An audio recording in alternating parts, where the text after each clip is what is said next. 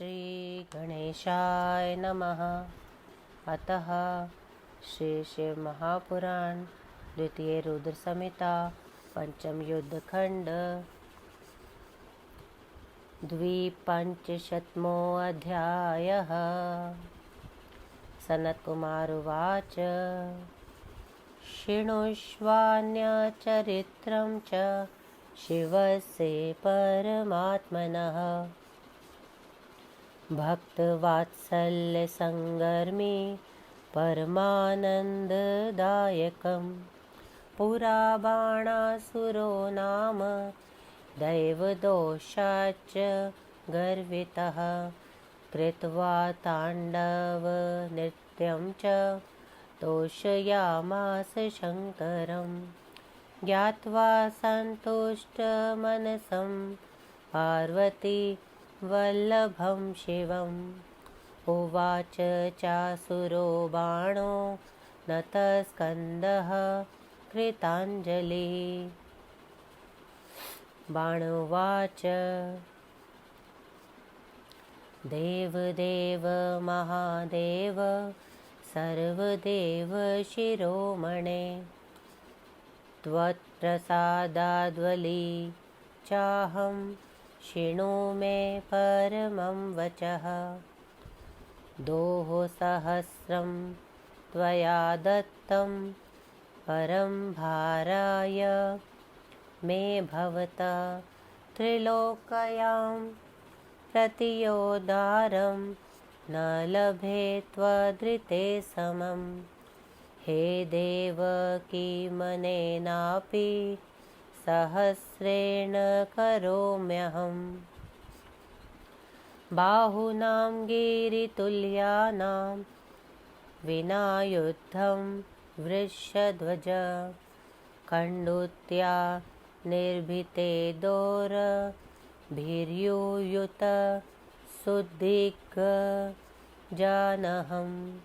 पुराण्याचूर्णयन्देन भीतास्तेऽपि प्रदुद्रुवु मया यमः कृतो योधा बहिष्वकृतको महान्। वरुणश्वापि गोपालो गवां पालयितां तथा वचाध्यक्ष कुबेरस्तु सेरन्ध्री चापि निर्कृति जितश्वा खण्डलो लोके करदायी सदा कृतः युद्धस्यागमनं ब्रूहि यत्रेते बाहवो मम शत्रुहस्त्रप्रयुक्तेष्व शस्त्रास्त्रैर्जर्जरीकृता पतन्तु शत्रुहस्ताद्वा पातयन्तु सहस्रदा। एतन मनोरथं मे हि पूर्णं कुरु महेश्वर। सनत्कुमार उवाच तच्च श्रुत्वा कुपितो रुद्र सत्वट्टहासं महादुतं कृत्वा ब्रवीण महान्मन्यो भक्ता बाधापहारकः। रुद्र उवाच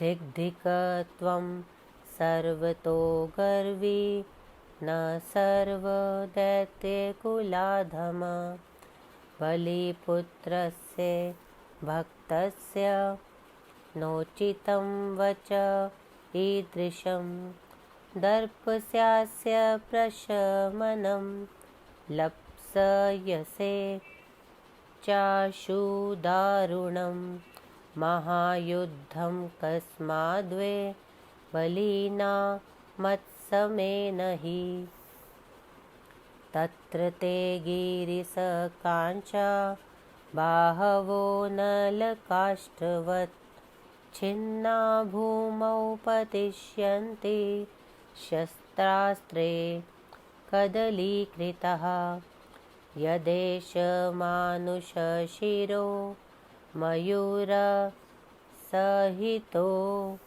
ध्वज विद्वते तव दुष्टात् मंसस्तस्य स्यात् पतनं यदा स्थापितस्यायुधागारे विना वात कृतं भयं तदा युद्धं महाघोरं सम्प्राप्तमिति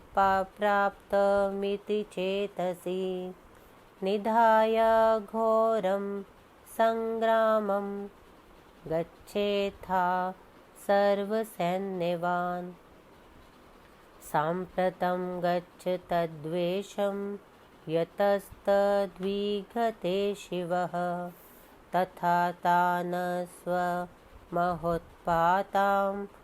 स तत्र द्रष्टासि दुर्मते इतयुक्त्वा विररामाथ गर्वरिदग्धवत्सलः सनत्कुमार उवाच तच श्रुत्वा रुद्रं भयचर्या दिव्यैर्जलिकुण्डमले प्रणम्य च महादेवं बाणश्व स्वगृहं गतः कुम्भाण्डाय यथावृतं पृष्टः प्रोवाच हर्षितः पर्यक्षिष्टासुरो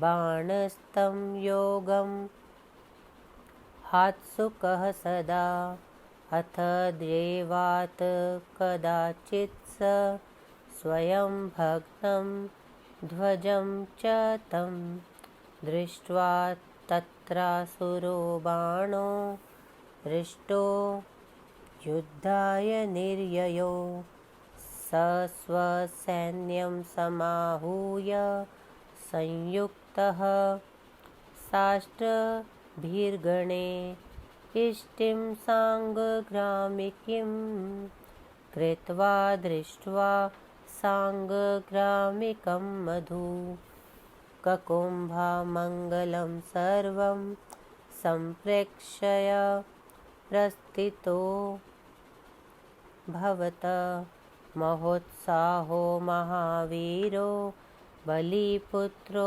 महारथ इति हृत्कमले कृत्वा कः कस्मादागमिष्यति योद्धारणप्रियो यस्तु नानाशस्त्रास्त्रपारगः यस्तु बाहुसहस्रं मे छिन्नत्वनलकाष्ठवत् तथा शस्त्रे रमहाति क्षणे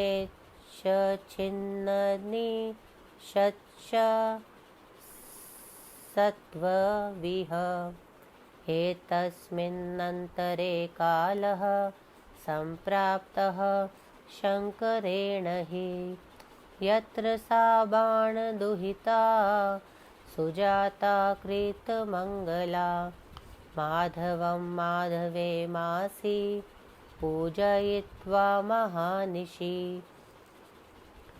सुप्ता चान्तः पुरे गुप्ते श्रीभावमुपलम्भिता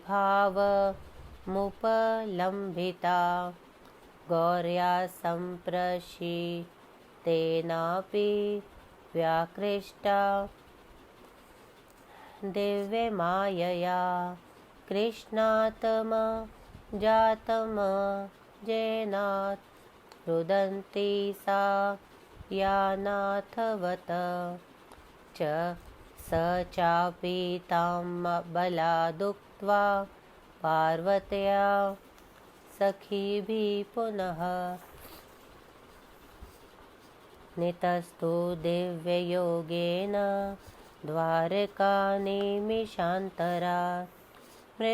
मृदिता सा तदुत्थाय रुदन्ती विविधा गिरः सखीभ्यः कथयित्वा तु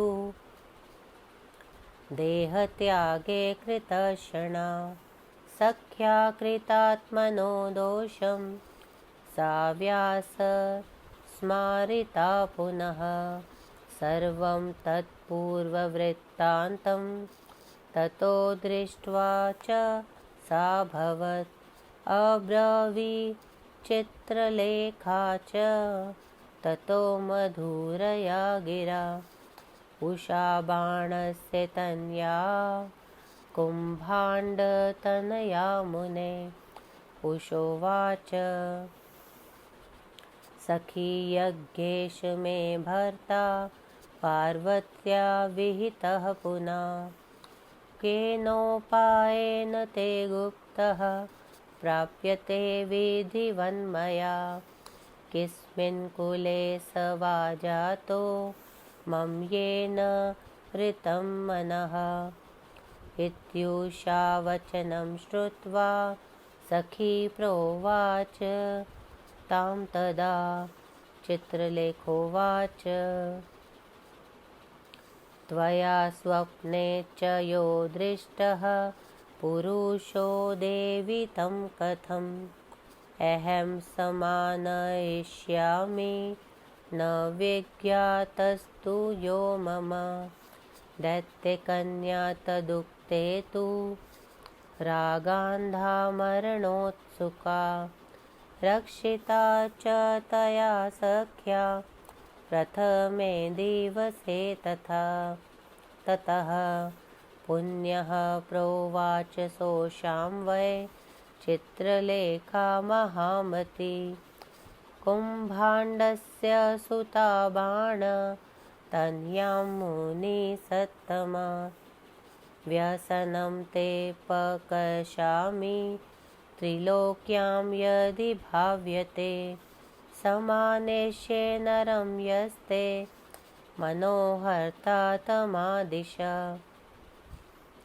सनत्कुमारुवाच हितयुक्त्वा वस्त्रपुटके देवान् दैत्यांश्व दानवान् गन्धर्वसिद्धनागाश्व यक्षादिष्व तथा लिखत् तथा नरान् सतेषु वृष्णिशूरा मानकदुन्दुभिं व्यलीकद्रामकृष्णो च प्रद्युम्नं नरसत्तमम् अनिरुद्धं विलिखितं प्राद्युम्निं वीक्षय लज्जिता आसीदवाङ्गमुखी चोषा हृदये हर्षपूरिता उषा प्रोवाच चोरौसौ मया प्राप्तस्तु योनिषि पुरशः सखियेनाशु चेतोरत्नमृतं मम यस्य संस्पर्शनादेव मोहिताहं यत्तथा भवम् तमहं ज्ञातुमिच्छामि वद सर्वं च भामिनि कस्यायमन्वये जातो नाम किं चास्य विद्यते इत्युक्त्वा सा ब्रवीणां योगिनी तस्य चान्वयं सर्वमाकर्ण्य सा तस्य कुलादिमुनिसत्तमा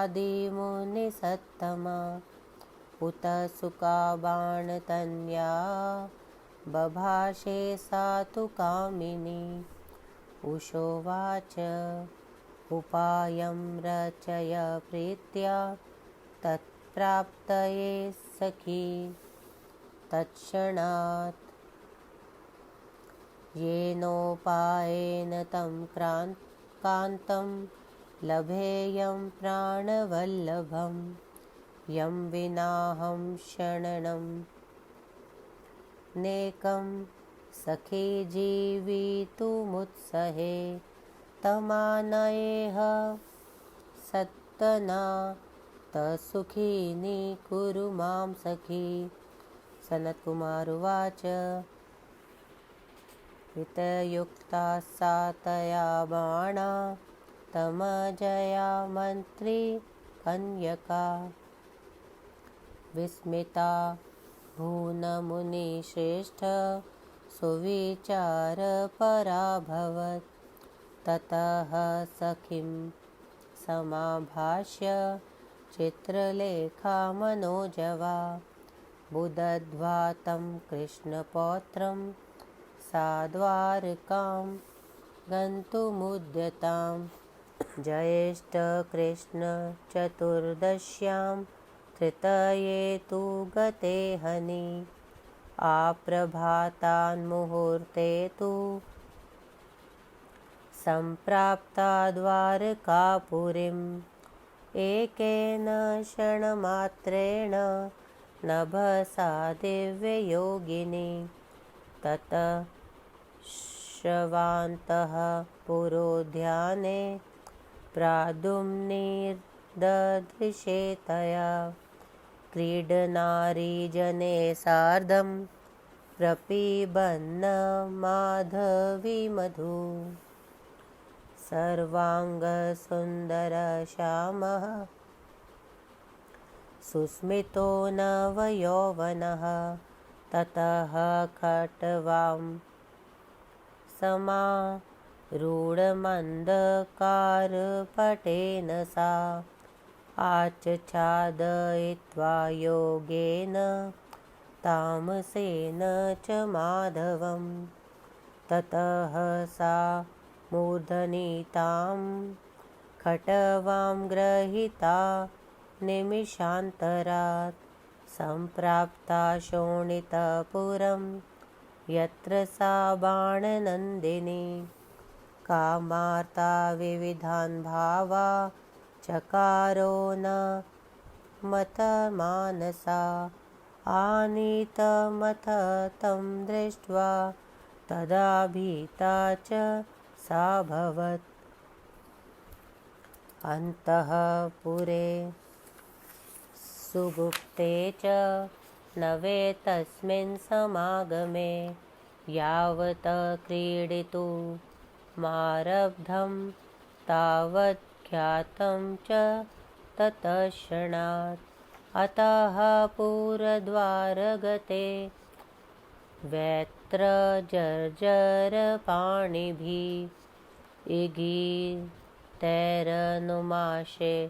नुमानेष्व कन्यादोः शील्यमाचरन् स चापि दृष्टसत्यस्तत्र नरो दिव्यवपुर्धरा तरुणो दर्शनीयस्तु साहसी समरप्रियः तं दृष्ट्वा सर्वमाचख्युर्बाणाय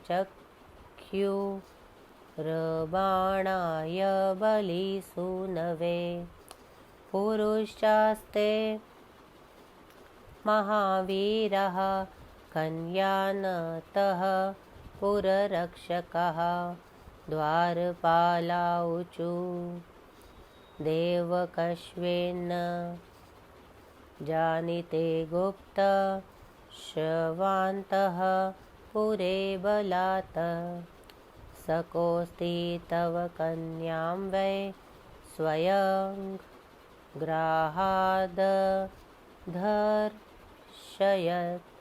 दानवेन्द्रः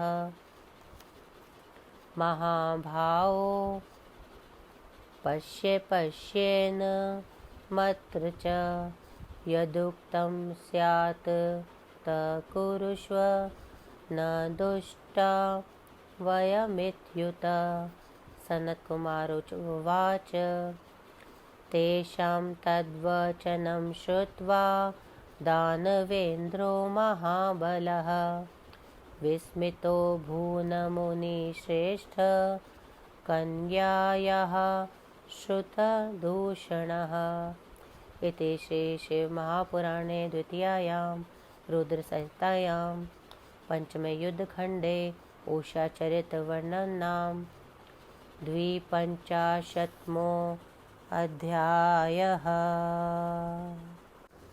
52वां अध्याय हिंदी अनुवाद। चित्रलेखा द्वारा अनिरुद्ध को उषा के अंतःपुर में लाना। सनत कुमार जी ने कहा, परमात्मा शिव जी के परम आनंद देने वाले भक्त वत्सलता युक्त दूसरे चरित्रों को सुनो। प्राचीन काल में दुर्भाग्य से प्रेरित बाणासुर ने तांडव नृत्य करके शिव जी को प्रसन्न किया। पार्वतीपति शिव को प्रसन्न हुआ जानकर सिर झुका तथा हाथ जोड़कर बाणासुर ने कहा, हे देव देव महादेव, सभी देवताओं के शिरोमणि, आपकी कृपा से मैं बलवान हूँ। आप मेरी बात को सुनिए। आपने मुझे 1000 भुजाएं दी हैं जो मेरे लिए बोझ हैं। आपको छोड़कर तीनों लोकों में मेरे समान कोई योद्धा नहीं है। हे देव, मैं इन 1000 भुजाओं से क्या करूँगा।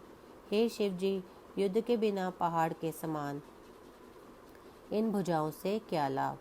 युद्ध की खुजलाहट वाली इन भुजाओं से मैं दिग्गजों से लड़ना चाहता हूँ। नगरों तथा पर्वतों को चूर्ण करने के लिए गया तो वे भी भाग गए। मैंने यम को योद्धा बनाया, अग्नि को बनावटी बना दिया, वरुण को गायों का रक्षक बना दिया, कुबेर को हाथियों का स्वामी, नितिति को सैनद्री दासी बना दिया, इंद्र को जीतकर उसे कर देने वाला बना दिया। अब आप मुझे उस युद्ध की सूचना दीजिए जिसमें शत्रुओं के हाथों में लिए शस्त्रों से ये जर्जर हों, या तो शत्रुओं के हाथों से ये गिरें या ये 1000 बार शत्रुओं को गिराएं। हे शिव जी, मेरे इस मनोरथ को पूरा कीजिए। सनत कुमार जी ने कहा, यह सुनकर भक्त बाधा को दूर करने के लिए शिव जी कुपित हुए और वे ठहाका लगाकर हंसकर कहने लगे। शिव जी ने कहा, अरे घमंडी, दैत्य कुल में अधम, तुमको सब प्रकार से धिक्कार है। तुम बलि के पुत्र तथा मेरे भक्त हो, तुम्हें ऐसा नहीं कहना चाहिए। तुम्हारे इस घमंड की शांति शीघ्र ही होगी। मेरे जैसे बलि के साथ अचानक तुम्हारा युद्ध होगा। उसमें पहाड़ जैसी तुम्हारी भुजाएं मदार की लकड़ी की भांति, शस्त्र अस्त्र केले की भांति कटकर भूमि पर गिरेंगी। जो यह मनुष्य सिर तथा मयूर सहित ध्वज है, जब इसका पतन होगा, तेरे शस्त्रागार में बिना वायु के प्रवेश हुए जब भय उत्पन्न होगा, तब तू मन में सोचना कि महान भय आ गया है, तथा तब सेना सहित युद्ध में जाना। इस समय तुम उस घर में जाओ जहाँ शिवलिंग विद्यमान है। हे दुर्बुद्धि, वहीं तू इन महान उत्पातों को देखेगा। इतना कहकर घमंड को चूर करने वाले भक्त वत्सल शिव जी चुप हो गए। सनत कुमार जी ने कहा, यह सुनकर हाथ में लिए फूलों से शिव जी की पूजा करके और महादेवी जी देव जी को प्रणाम कर बाण अपने घर चला गया। कुंभांड के पूछने पर उसने प्रसन्न होकर सब वृतांत सुनाया। वह बाणासुर उस सुयोग की उत्सुकता के साथ प्रतीक्षा करने लगा। भाग्यवश किसी दिन उसने स्वयं टूटे हुए ध्वज को देखकर बाणासुर प्रसन्न हो युद्ध के लिए निकल पड़ा। उसने 8 गणों सहित अपनी सेना को बुलाया और युद्ध संबंधी यज्ञ को करके युद्ध के आनंद को देखकर सभी दिशाओं में मंगल का विचार कर महावीर, महान उत्साही महारथी बलिपुत्र युद्ध के लिए चल दिया। अपने मन में यह सोचकर, अस्त्र शस्त्र का पारंगत युद्ध प्रिय ऐसा कौन योद्धा मुझसे लड़ने के लिए कहाँ से आएगा, जो मेरी 1000 भुजाओं को मदार की लकड़ी की भांति काटेगा। तब तक मैं तीक्ष्ण शस्त्रों से सैकड़ों बार उसे काट डालूंगा। इसी बीच में शिवजी द्वारा भेजा हुआ काल वहां आ गया, जहां बाणासुर की कन्या सज धज कर विराजमान थी। वैशाख मास में विष्णु की पूजा करके आधी रात में अंतःपुर में वह सोई थी। उसने स्त्री रूप में स्वीकार किया। तब दिव्य माया के वशीभूत अनाथ के समान रोती हुई उस युवती का पार्वती द्वारा भेजे हुए श्री कृष्ण के पौत्र ने उपभोग किया और पार्वती की सखियों की सहायता से वह क्षण भर में द्वारका चला आया। इस प्रकार उपभोग की हुई वह अनेक बातें कहकर रोने लगी और सखियों से कहकर मरने के लिए तैयार हो गई। हे व्यास जी, जब उसे सखी ने अपने दोष का स्मरण कराया तो वह पहली घटना को याद करने लगी। हे मुनि, तब वह बाणासुर की पुत्री उषा कुभांग की पुत्री चित्रलेखा से मधुर शब्दों में कहने लगी। उषा ने कहा, हे सखी, यह जो मेरा पति पार्वती ने पहले निश्चित किया था, उस गुप्त पति को मैं विधिवत कैसे प्राप्त करूं? वह किस कुल में पैदा हुआ है जिसने मेरा मन हर लिया है? इस प्रकार उषा की बात को सुनकर सखी ने उससे कहा। चित्रलेखा ने कहा, हे देवी, जिस पुरुष को तुमने स्वप्न में देखा उसे मैं कैसे ला सकती हूँ, जो मेरा परिचित नहीं है। प्रेमांध तथा मरने के लिए तत्पर वह दैत्य कन्या थी। पहले दिन उसी प्रकार उसकी रक्षा की। हे मुनिवर, कुंभांग की पुत्री बुद्धिमती चित्रलेखा ने पुनः बाणासुर की पुत्री उषा से कहा, यदि 3 लोक में वह तुम्हारे मन का हरण करने वाला होगा तो मैं उस पुत्र को लाकर तुम्हारा कष्ट दूर कर दूंगी। तुम उसे बतलाओ। सनत कुमार जी ने कहा। ऐसा कहकर उसने वस्त्र के ऊपर देवता, दैत्य, दानव, गंधर्व, सिद्ध, नाग, यक्ष आदि के चित्र लिखे। मनुष्यों में विष्णी वंशीय यादवों, शूरसेनों, राम, कृष्ण तथा नरश्रेष्ठ प्रद्युम्न का उसने चित्र बनाया। प्रद्युम्न के पुत्र अनिरुद्ध के चित्र को देखकर वह प्रसन्नचित्त उषा नीचे की ओर मुख करके लज्जित हो गई। उषा ने कहा, हे सखी, मेरे मन को रात में आकर जिसने चुराया वह चोर मुझे मिल गया। इसके स्पर्श मात्र से मैं मोहित हो गई थी। मैं इसे जानना चाहती हूँ, तुम इसका वर्णन करो। यह किसके वंश में पैदा हुआ है? इसका क्या नाम है? यह सुनकर वह योगिनी उसका नाम तथा वंश का वर्णन करने लगी। हे मुनिवर, उसके कुल आदि को सुनकर उस उत्सुक कामिनी बाणपुत्री उषा ने कहा, हे सखी, उसे प्राप्त करने का उपाय करो, जिससे मैं उस प्राण प्रिय पति को पा सकूं। हे सखी, जिसके बिना मैं एक क्षण भी जीवित नहीं रह सकती, उसे सम्मान पूर्वक यहाँ लाकर मुझे सुखी करो। सनत कुमार जी ने कहा, हे मुनिवर, बाणासुर की पुत्री के ऐसा कहने पर वह विभांडक की पुत्री चकित होकर सोचने लगी। मन के समान वेग से जाने वाली वह चित्रलेखा सखी से कहकर उसे कृष्ण का पौत्र समझकर द्वारका जाने के लिए उद्यत हो गई। उसके तीसरे दिन ज्येष्ठ कृष्ण चतुर्दशी को प्रातःकाल के समय वह द्वारकापुरी में पहुंच गई। आकाश मार्ग से एक क्षण भर में वह दिव्य योगिनी वहां गई। उसने अनिरुद्ध को अंतःपुर के बगीचे में देखा। वे स्त्रियों के साथ विहार कर रहे थे और वसंती ताड़ी को पी रहे थे।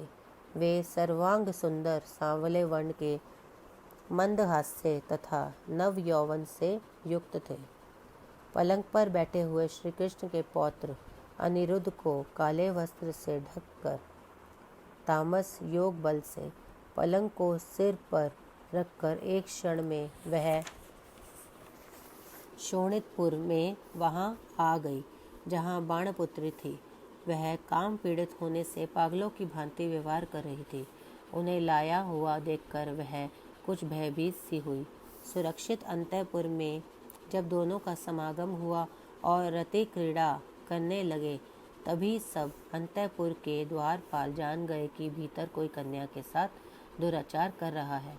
जब उन्होंने देखा कि कोई दिव्य देहधारी तरुण साहसी युद्ध प्रिय मनुष्य भीतर है, यह देखकर बलिपुत्र बाणासुर को कन्या के अंतःपुर के रक्षक महावीर पुरुषों ने यह समाचार सुनाया।